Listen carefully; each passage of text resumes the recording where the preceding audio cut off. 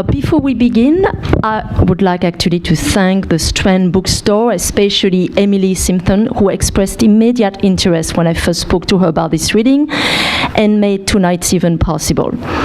Today, the Writers' Studio is celebrating the release of the 2014 Pushcart Prize 38 Best of the Small Presses, and we'll hear readings by current Pushcart Prize winners, including one of the Writers' Studio students, Taimia Zaman, who has come all the way from San Francisco to read tonight. We will then hear readings by poet Eduardo C. Corral, fiction writer Stephen Dixon, and poet Yusef Komunyakaa.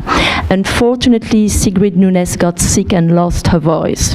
She apologizes for not being able to join us tonight. The reading will be followed by a book signing, and the books are on the table behind you when you first entered. A quick word about the Writers' Studio, which is hosting this event. We are a 27-year-old independent writing school which offers ongoing 10-week fiction and poetry workshops for beginners and more seasoned writers in New York City, San Francisco, Tucson, Arizona, and Amsterdam in the Netherlands. We have also a Kid Writes program which offers free creative writing workshops to high school students in Brooklyn. And to find out more about our workshops, method, and classes, actually our winter session is beginning the first week of January. You have information on the table, again, where the books are, or you can check out writerstudio.com. That's writerstudio with one S.com. Our next readings will feature a celebration of the Writers' Studio national and international branches with faculty members and master students from Tucson, San Francisco, and Amsterdam, and that's on January 26th at KGB. We also have two readings featuring faculty members and masterclass students from New York City, and that will be at Greenwich House on February 22nd and April 26th. And we also have an evening celebrating the release of Philip Schultz's novel in verse, The Wherewithal, and that will be on March 28th. And actually, for this reading, Schultz will be joined by poet Michael Dickman, and this reading will also take place at the Strand. So please make a note of it in your calendar now and come to this reading, which promises to be spectacular. Before we get started, please turn off all things in your possession which beep, ring, buzz, play musical tunes, or squeal, please. Now, I would like to introduce Philip Schultz, Pulitzer Prize poet and director of the Writers' Studio. Philip Schultz is the author of several collections of poetry and one memoir, My Dyslexia, published by Norton, and his new book, The Wherewithal, will be published by Norton next February. Please welcome Philip Schultz.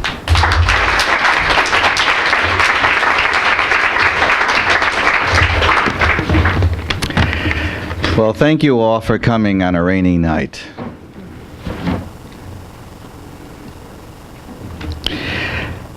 Well, first of all, I want to thank the superb readers tonight who have come from all Baltimore, San Francisco, Queens. Okay, that counts too. That's a subway ride, but I don't think they go out to Baltimore, the subways, but it's a great honor and pleasure to have all of you here. It's a very warm feeling, actually.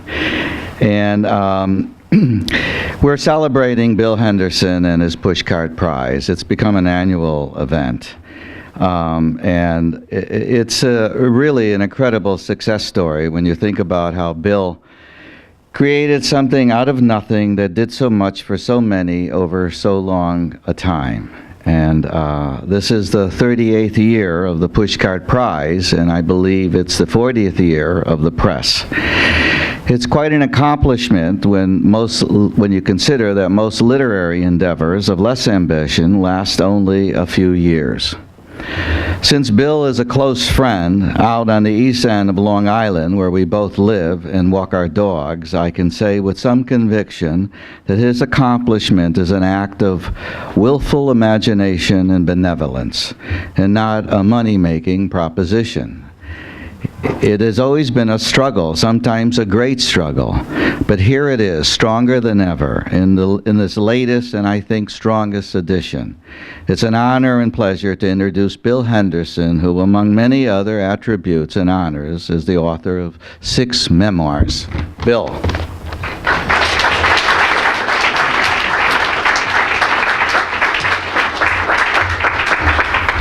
I don't deserve any of that, by the way. I have some remarks, but I don't feel like looking at all this. I just want to thank all of you for showing up. Danny from the board. I hate these things. Lynn Scher from ABC. We was going to be on ABC, right? No.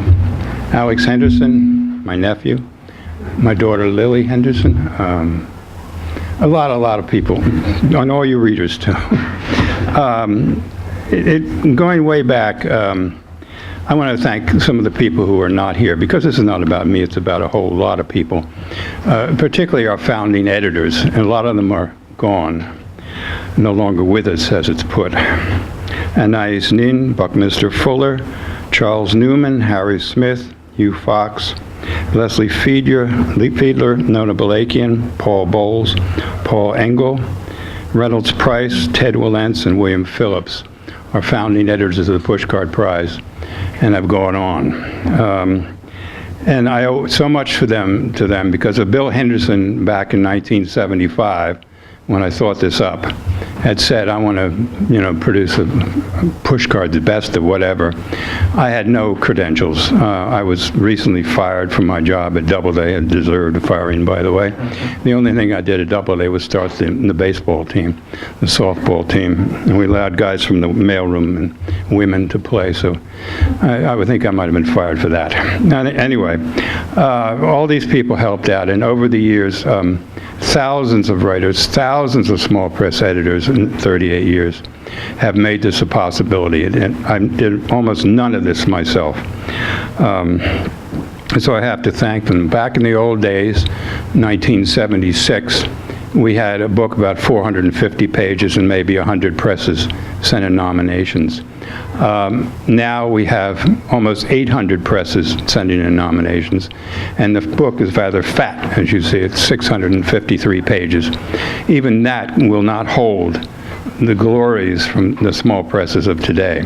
There's so much great stuff going on out there. The more the commercial people run away to bestsellers and money, the more art thrives in what could be called the underground.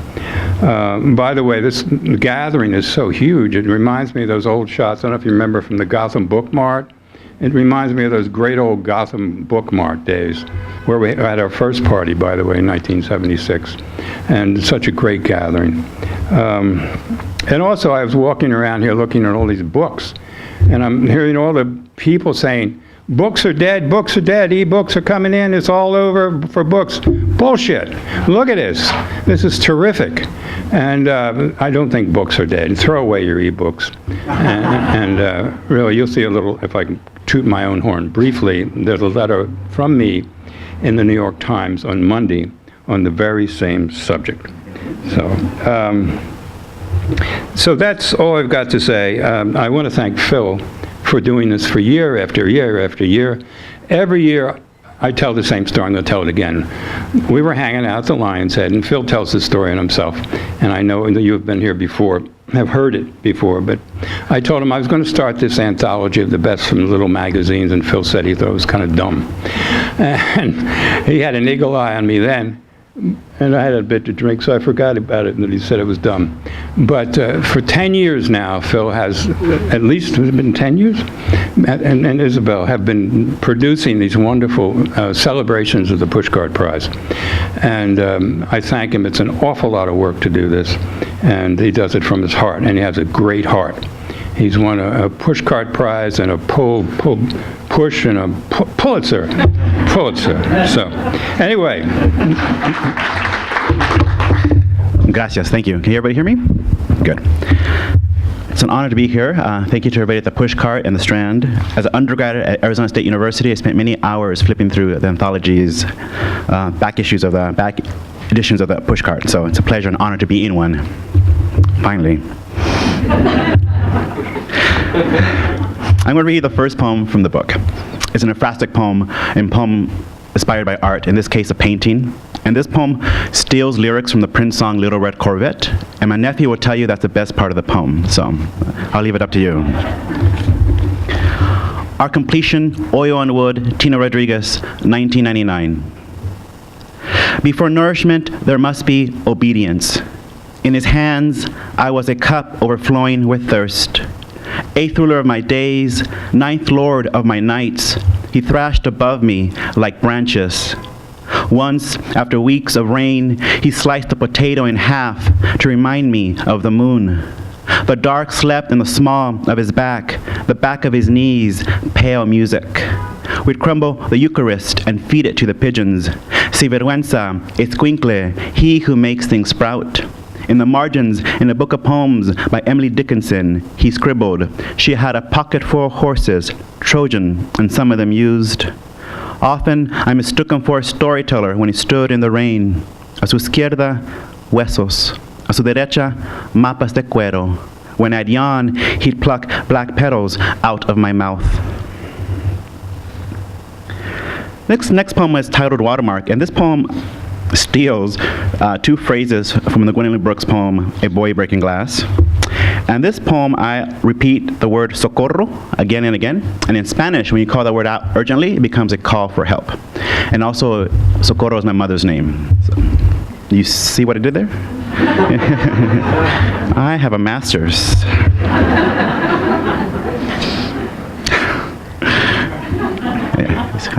It's been recorded, Eduardo. It's been recorded, Eduardo. I can remind myself that. Watermark. In the dark, only the devil can cast a shadow. Too poor to afford lilies, she walked down the aisle holding a glass of milk. Her left breast is nicknamed Juan, the right, Diego. Nightly she catches moths with newspaper cones. Hammock skipper, Southern Emerald, lungs black with cancer. Her father was buried 2 months before the wedding. Her name a tassel in my mouth. Socorro, socorro. Rain pierced her womb when she was 6 months pregnant. Rain singed the face of her child, the burn marks turning into beauty marks. Beautiful flaw, terrible ornament. I keep a spur under my pillow to ward off nightmares. Too poor to afford lace, she walked down the aisle on a cold afternoon, her breath a veil. She arranges moth wings on a table, reads the wings like tarot cards. 9 of swords, knight of coins. Her mouth waters when she hears a bolero. Her father was buried in pleated pants. Day after day, she folds and folds paper. Alas, farros. She gave me a pack of cigarettes on my 13th birthday. Often, I put on the gold ring she leaves by the sink. Not cathedrals, but presents. The first man she saw naked was the rain. The dark of her knees, a watermark. Socorro, socorro. If I dream I'm cupping her face with my hands, I wake up holding the skull of a wolf.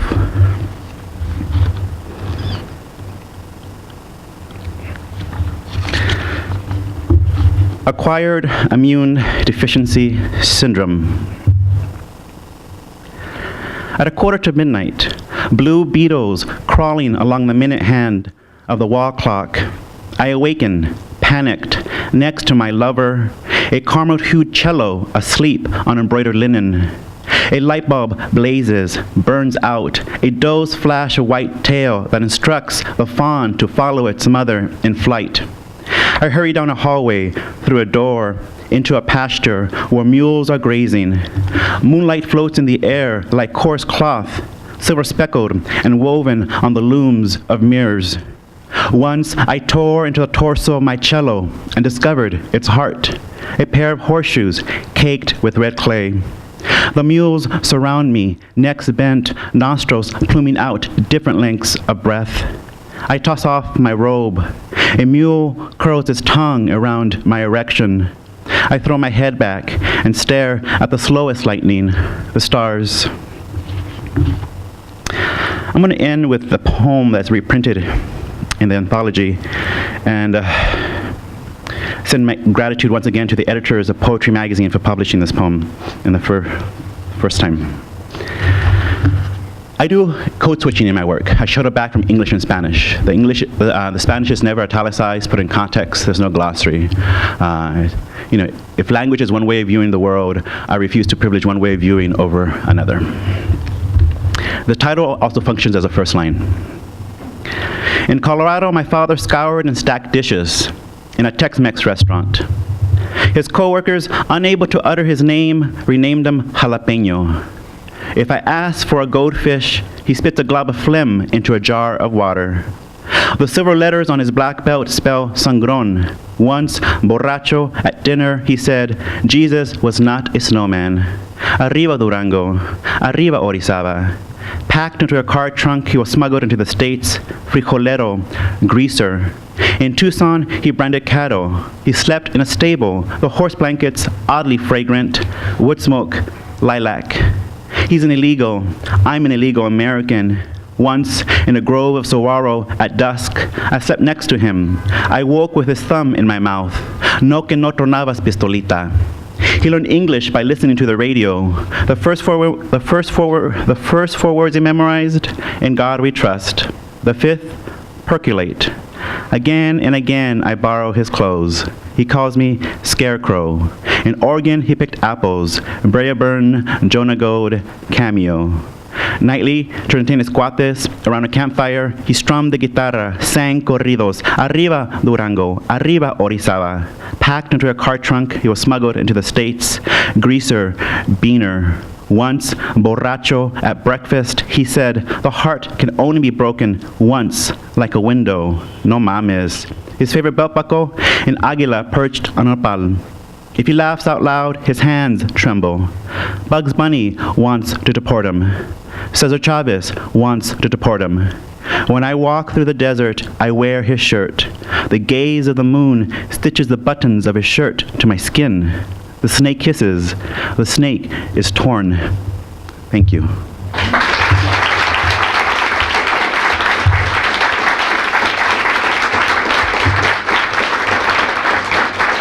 It is my pleasure to introduce the next reader. Stephen Dixon has been nominated multiple times for the National Book Award and a recipient of the O. Henry Prize, a Guggenheim Fellowship, and other awards. Fantagraphic Books published What Is All This? Uncollected Stories in 2012, and his 16th novel, His Wife Leaves Him, this past September. Stephen Dixon.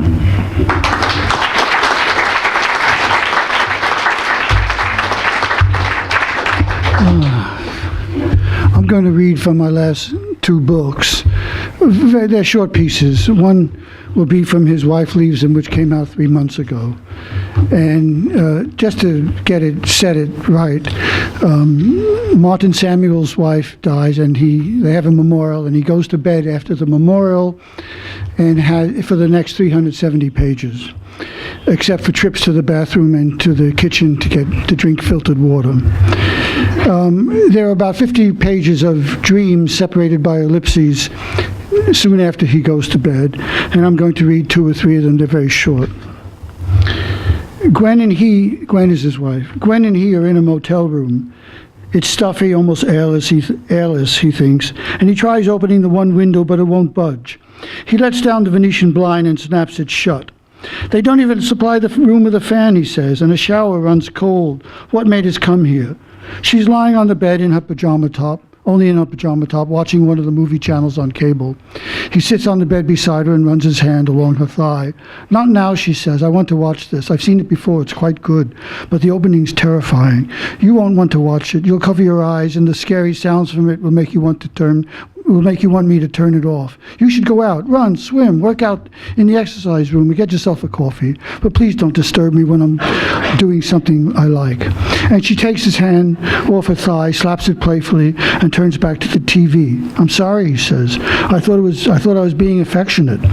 He grabs his bathing suit, leaves the room, and goes down a dark hall, thinking he's heading for the indoor pool. The door at the end of the hall opens onto a food court of a mall. All the food stands are shuttered, except for an old-fashioned soda fountain with about 10 padded stools screwed into the floor. A soda jerk's behind the counter, dressed in a white linen jacket and cap soda jerks used to wear, and who looks just like Jeff Chandler, tall and broad-shouldered like him, and same pepper and salt hair that starts low on his forehead. Maybe it is Jeff Chandler, he thinks. After his movie career ended, he might not have been able to find any other work but this. But he doesn't want a soda, and the place doesn't seem to serve coffee or have anything to boil water for tea. He looks around because he thought he heard a couple of shutters going up and then back at the soda fountain. Gwen sitting at the counter. "How'd you get here?" he says. "You were just in our room, less than half dressed. And what happened to the movie?" "You were right," she says. "I was?" "Well, whatever I was right about, good, because that doesn't happen too often. You're saying it, am I being right?" "You're too hard on me. I've said it plenty, just you never want to hear it. And how'd I get here so fast? I flew." "Mind if I join you?" And she says, "Need to ask? You're the one who brings in 60% of our household income. And besides, aren't you my spouse? You get first dibs." He sits beside her. Man sitting on his right turns his way and blows smoke in his face. "Did you have to?" he says. And the man says, "What am I doing? I'm smoking." I'm smoking. Since when is that a capital crime?" He says to the man who looks like Jeff Chandler, "I'm not going to refer to you as soda jerk. I find the term pejorative. I'm going to call you counterman. So, Mr. Counterman, isn't there a city ordinance against smoking in public places that serve food?" "There is, but we don't observe it. Bad for business. Keeps customers away. Look at all those other food joints here that have closed. We're the last holdout."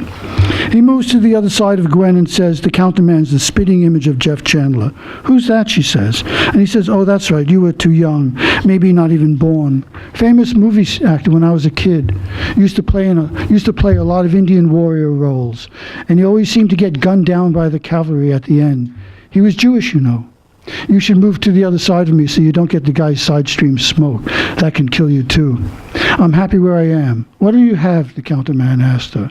And she says, "A lime Ricky in one of those tall, chilled smoke glasses and lots of ice." "And you?" And he says, "Plain seltzer, not flavored, and no ice or anything else in it, and in any kind of clean glass." "Before I bring you to anything, there's a large tab the ladies run up. Could you pay that first?" "How could she have run up anything?" he says. "She just got here." $37.55, the counterman says menacingly. Okay, if you are who I think you are, I know what you've done and what you're capable of, so I'm not going to argue with you. And what the hell? Not a lot of money.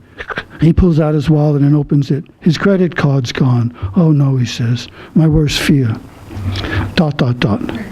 He's working out on one of the strength machines at the Y when Gwen comes in. He waves to her. She stops to look at him, doesn't smile or wave back, gets on an exercise bicycle, and sets a book on a holder in front of her and starts pedaling while reading. What strange behavior for her, he thinks.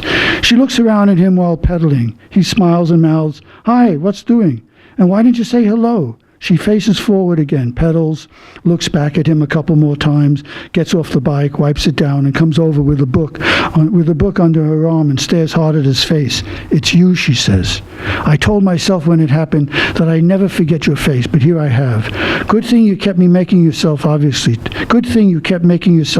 to me. Yeah, go on, smile and wave, you filthy bastard, but I'm getting the police. Everybody, she says. Don't let this man leave here. He raped me more than a year ago and was never caught. I'm going to call the police now," and she leaves the room. She comes right back with a policeman and says, "This is the man who jimmied my kitchen window to break into my apartment and force himself on me in bed." "That's ridiculous," he says. "We live together. She's my wife." And she says, "Since when?" "I'm afraid I'll have to take you in, sir," the policeman says, and motions him off the machine, grabs his arm, and starts walking him out of the room. "Gwen," he says, "do you realize what you're doing and what's going to happen to me? Whatever your reason for joking around like this, it's gone too far. ... He wakes up, shakes Gwen's shoulder from behind and says, "Dostoevsky's dead." "Of course he is," she says. 1861, 1881. 1861 was when I think Notes from the House of the Dead was published, and the American Civil War was in its second year. He wasn't in it. Never got to America, and I don't think he ever wanted to. Baden, gambling, that's what he liked. I've been reading his second wife's reminiscences of their 14 years together. His first wife died of TB. He also lost 2 children and a favorite brother. Jesus, what a life. A lot of what she writes about is his gentleness and thoughtfulness and empathy and compassion and his love for her and she for him. She worshipped him. Before I fell asleep, I finished the part where Dostoevsky died. So he's dead. He's really dead. What an awful thing to consider. I doubt I'll be able to get back to sleep tonight. Do you want to hold me from behind? She says. Yes, that might help. Thank you. And now I'm going to read. And so those dreams go on for 50 pages. I thought I'd just read funny stuff, so I hope you'll laugh. This is the collection, What Is All This, that came out in softcover from Fantagraphics last year, 2012. It has 62 stories in it. All of them, none of them had ever been in a book before. And I rewrote all of them. Rewrote the ones that I thought were finished. And so I rewrote them so they'd be more finished. And I also finished the stories that were unfinished. So 62 stories in 3 volumes. I like to say this, I know I never said it before, that this book predeceases His Wife Leaves Him, if you know what I mean. The story I'm reading is Can't Win. It's a short story, a short story. Can't Win. My agent calls and says, oh, by the way, this story started as an allegorical dream and ended up as an allegorical story. Okay, my agent calls and says, meet me at the Triad Perry Publishing Company right away. I say, what's up? And she says, it's very important. Just be there as soon as you can. I'm already on my way. And she hangs up. I think, oh God, it can't be anything but good news. The annual Triad Perry $3,000 prize and publication of the manuscript in the fall. I leave the apartment, take a cab to the publishing house, and walk into the reception room.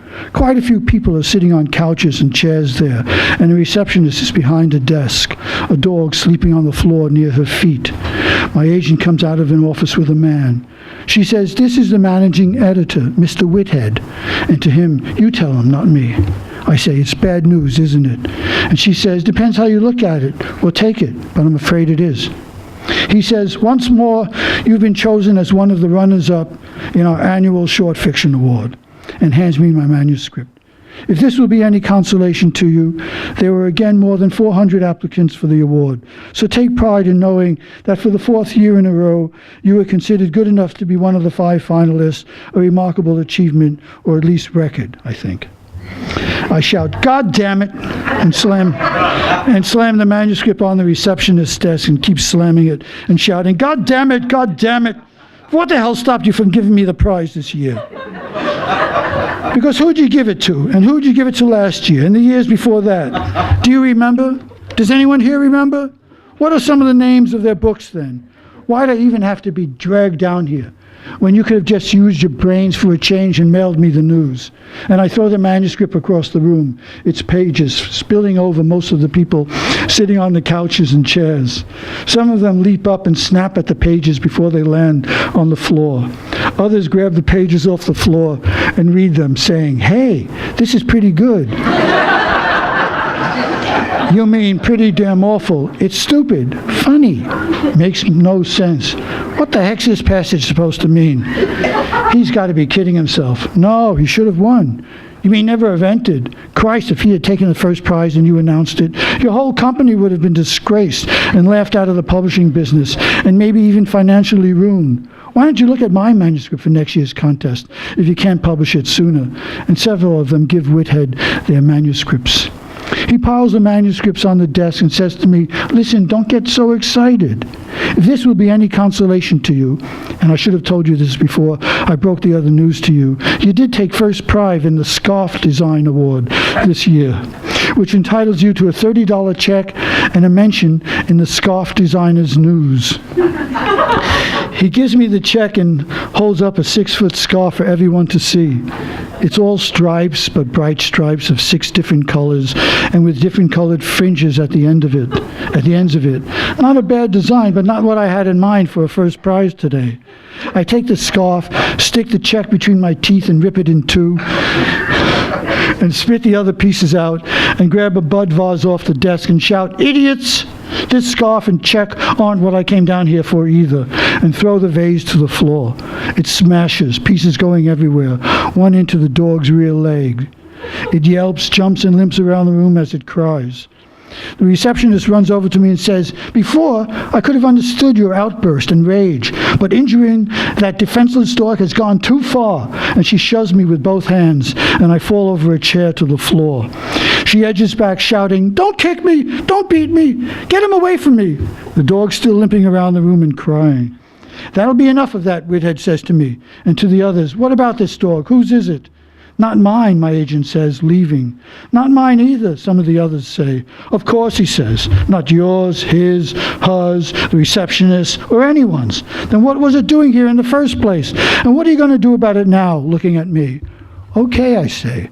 "I'm the one responsible for the broken glass, so I'll look after him, even if he isn't my dog." I put the scarf around my neck, pick up the dog, and carry him out of the room. Take the elevator down and look on the building's register for a vet. There is none, so I go outside on Fifth Avenue and stop one of the hundreds of people on the sidewalk and ask if she knows where I can find a vet around here. "For your dog?"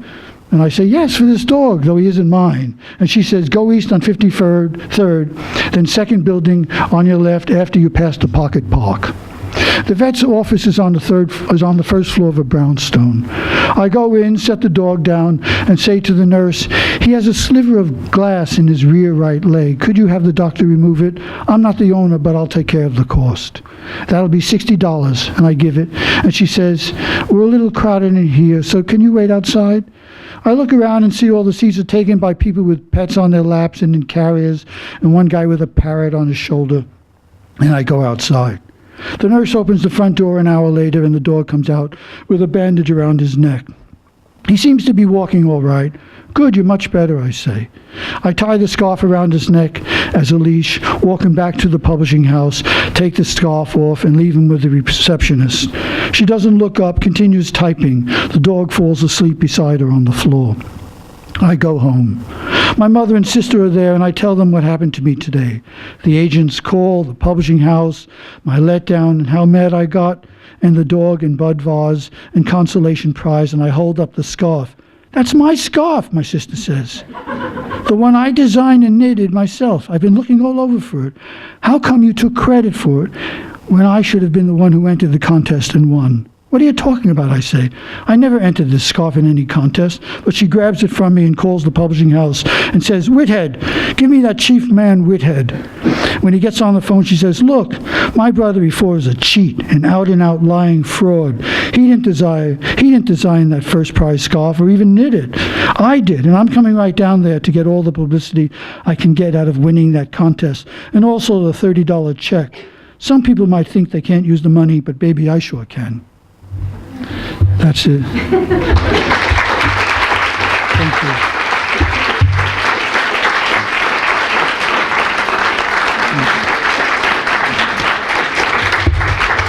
I told you it'd be funny. It's very safe to read funny stuff. Okay, I'm happy to present Yusef Komunyakaa, who has received both the Kingsley Tufts Poetry Award and the Pulitzer Prize in Poetry in 1994 and teaches at NYU. He received the 2007 Louisiana Writer Award for his ongoing contributions to poetry.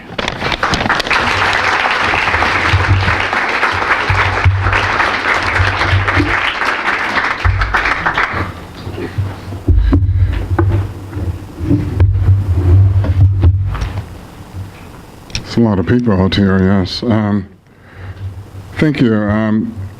It's a great honor to be here. Thanks to Strand, thanks to the Writer Studio, and of course, thanks to the Pushcart Prize.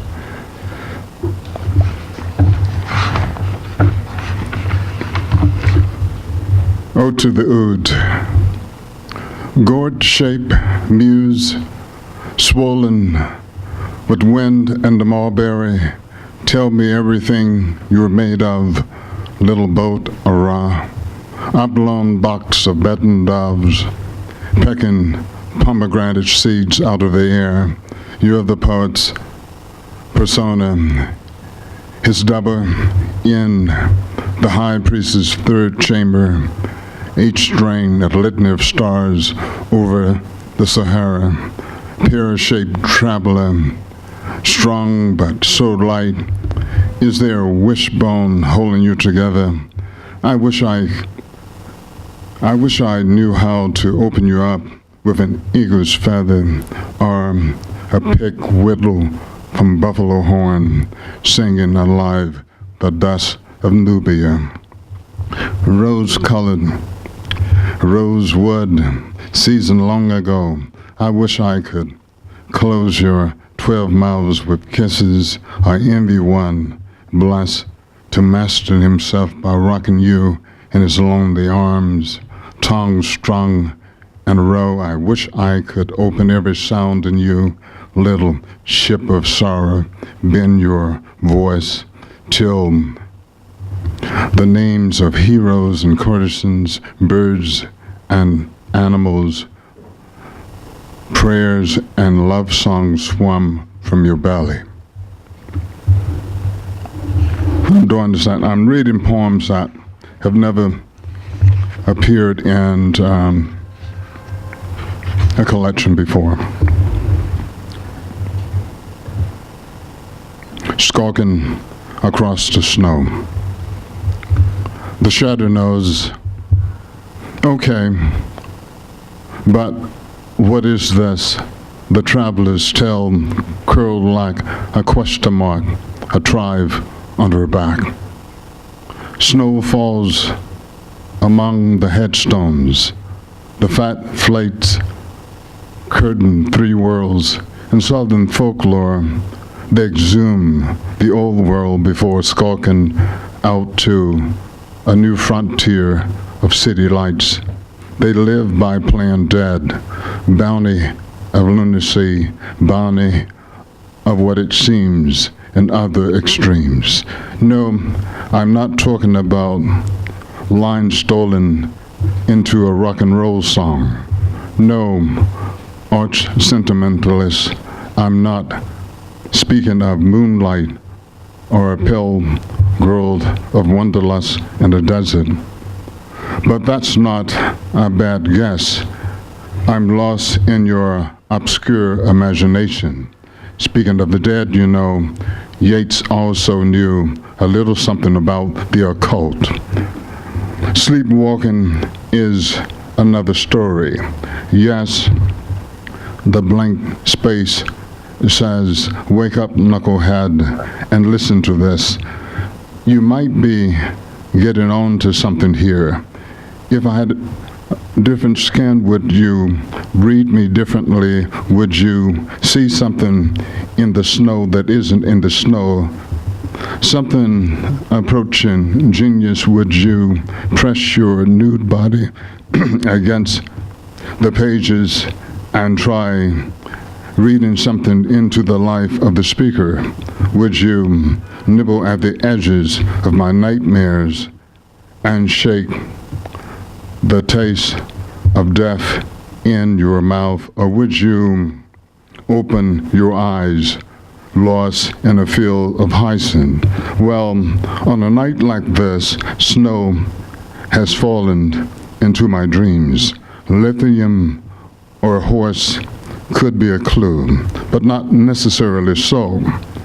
Or think of the two men raising their dueling pistols, the years of silence between them. Alexander Pushkin falling into the January whiteness of history.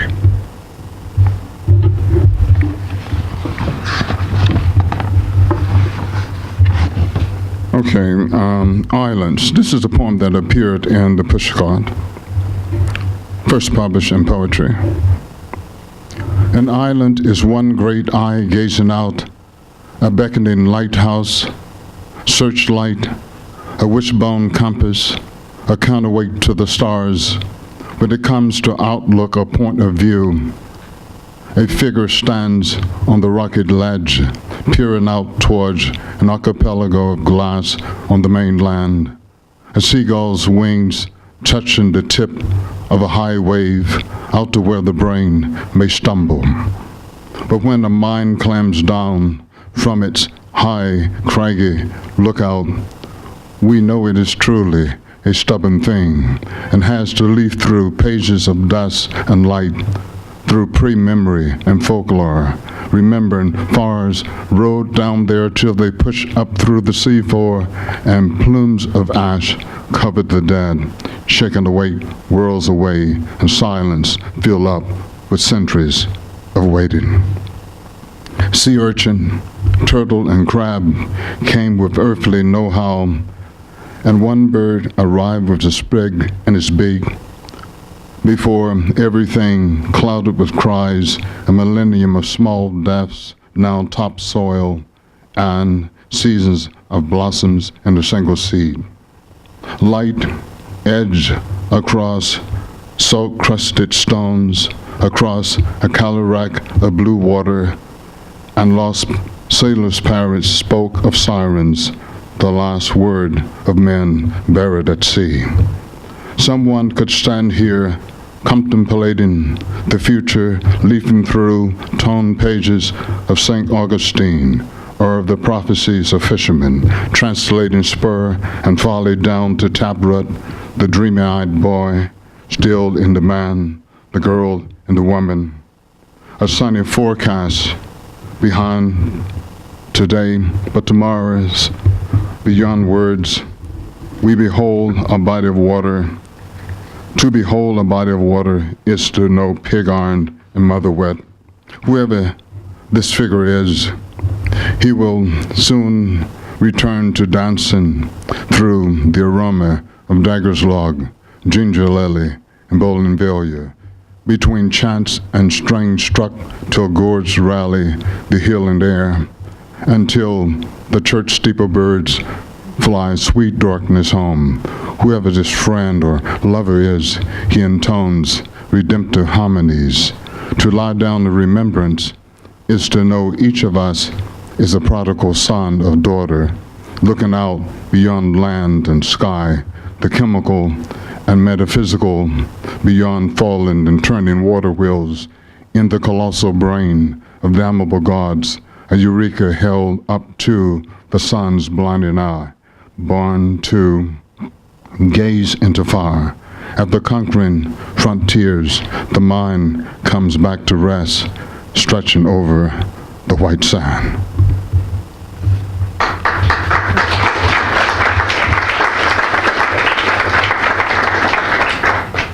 And the last poem,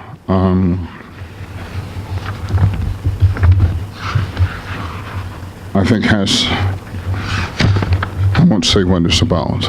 It's called Requiem.